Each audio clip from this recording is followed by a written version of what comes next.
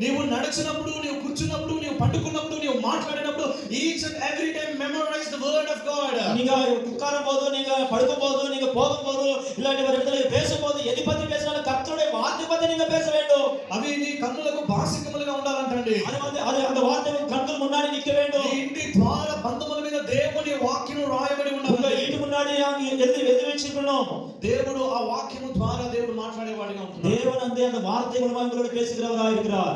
జనాంగం కొన్ని సంవత్సరాల క్రితం கர்த்தருடைய ஜனங்கமே சில வருஷத்துக்கு முன்னாடி ఒక అధికారి మా ఇంటికి వచ్చాడండి. ஒரு அதிகாரி வந்து எங்க வீட்டுக்கு வந்திருக்கிறார். మా ఇంటి గోడ మీద అంతా కూడా దేవుని వాక్యాలు ఉంటాయండి. இந்த வீட்ல இருக்கிற அந்த செவுரு மேல கர்த்தருடைய வார்த்தை இருக்கும். మీరు కూడా చాలా మంది చేస్తారు. ప్రతి సంవత్సరం అయిపోయిన ఇయర్ ఆ క్యాలెండర్ కట్ చేసి ఆ వాక్యాలు అక్కడ పెడతారు. நீங்களும் கூட முடிஞ்சு போற அந்த வருஷத்து காலண்டர் எடுத்து அங்கங்க ஒட்டுவீங்க கட் பண்ணி. నేను కూడా అట్లాగే ఆ పాత సంవత్సరం క్యాలెండర్లు పడేయకుండా మా ఇంట్లో కట్ చేసి గోడ మీద పెట్టాను. நான் கூட அப்படிதான் முடிஞ்ச வருஷத்து காலண்டர் எடுத்துட்டு அங்க கட் பண்ணி அதை ஒட்டி வச்சிருவேன் செவுருல. ఒక అధికారి మా డాడీని దర్శించడానికి మాట్లాడడానికి వచ్చాడు. ஒரு அதிகாரி வந்து எங்க அப்பா கிட்ட பேசுறதுக்கு வந்திருக்கிறார். ఆయన తీవ్రమైన నిరాశలో ఉన్నాడు. அவர் வந்து ரொம்ப குனிஞ்சு போயிருக்கிறார். నిస్పృహలో ఉన్నాడండి. அவரால ஒண்ணும் பண்ண முடியாம చాలా కలవరంతో ఉన్నాడు. குடும்பத்துல வந்து நிறைய కష్టங்கள். సూసైడ్ చేసుకోవాలన్న ఆలోచనతో ఉన్నాడు. தற்கொலை பண்ணிக்கலாம் நினைக்கிறார். చాలా బాధతో వేదనతో ఉన్నాడు. ரொம்ப ஒரு கஷ்டம் வேதனையோட அவர் இருக்கிறார். ఆయన ఉన్న పరిస్థితి మాకు తెలియదండి. அவர் அந்த நேரத்துல இருக்கிற சூழ்நிலை எனக்கு தெரியாது. మేము ఆయన పెద్ద ప్రసంగాలు కూడా చేయలేదు. அன்றைக்கு நாங்க வந்து பெரிய பிரசங்கம் கூட நாங்க వాక్యం కూడా చెప్పలేదండి. கர்த்தருடைய వార్த்தை కూడా நாங்க அவருக்கு ఆయన ఇంట్లో ఎప్పుడైతే అడుగు పెట్టాడో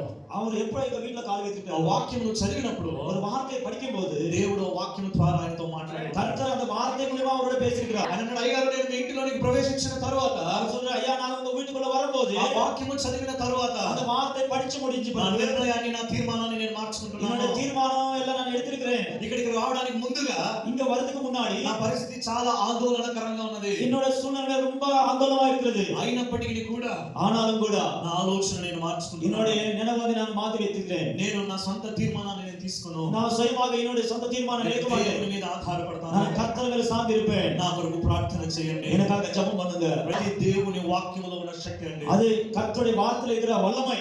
ఆయన వాక్యమును నువ్వు ప్రేమిస్తా ఉన్నప్పుడు, அவருடைய வார்த்தையை நீங்க நேசிக்கும் போது, ఆయన వాక్యమును నువ్వు బోధిస్తున్నప్పుడు, அவருடைய வார்த்தையை நீங்க பிரசங்கிக்கும் போது అది నీకు ఆశీర్వాదకరంగా మార్చివేయబడుతుంది. அது உங்களுக்கு ஆசீர்வாதமாக மாற்றும். అది నీకు దీవెనకరంగా அது మార్చివేయబడుతుంది. வந்து உங்களுக்கு దీవెనకரமாக மாறும். నీకు తెలియకుండానే నీ ద్వారా అనేక మందిని అది బ్రతికించేదిగా உங்களுக்கு ఉంటుంది. தெரியாமல் अनेक ஜனங்களுக்கு அது உயிர் கொடுக்கும். నీకు తెలియకుండానే నీలో ఉన్న ఆ వాక్యము చీకటిలో ఉన్న వారిని వెలుగులోనికి నడిపించేదిగా ఉంటుంది. உங்களுக்கு தெரியாம अनेक இருளில் இருக்கிற ஜனங்களை வெளியே கொண்டு வரதுக்கு அந்த வாக்கியம் பயன்படுகிறது. నీకు తెలియకుండానే నీలో ఉన్న వాక్యము మరణములో నుండి జీవములోనికి నడిపించేది. உங்களுக்கு தெரியாம மரணத்தில் இருக்கிற ஜனங்களை ஜீவனுக்குள்ள நடத்துகிற வார்த்தையாக నీలో இருக்கும். ఉన్న వాక్యము నీకు తెలియకుండానే అనేక మందికి ఆశీర్వాదకరంగా మార్చివేయబడుతుంది. உங்களுக்கு தெரியாம உங்களுக்குள்ள இருக்கிற அந்த வாக்கியம் அநேகருக்கு ஜீவன் தருகிற வாக்கியம் ஆசீர்வாதமான வாக்கியமா இருக்கும். ఎందుకంటే ఆ వాక్యమే దేవుడై ఉన్నాడు. எதனால் தெரியுமா? அந்த வார்த்தையே தேவனாய் ఆ இருக்கிறார். వాక్యమే దేవుడిగా మన మధ్యలో కృపాసక్తి సంపూర్ణుడిగా శరీరధారిగా మన మధ్యలో జీవించి ఉన్నాడు அந்த కాబట్టి வார்த்தையை కృపాసక్తి సంపూర్ణంగా మన మధ్యలో ఇంటికి ఉయిరోడి இருக்கிறார். ఆ వాక్యమైన దేవుడు అన్నాడు, నేనే మార్గమును సత్యమును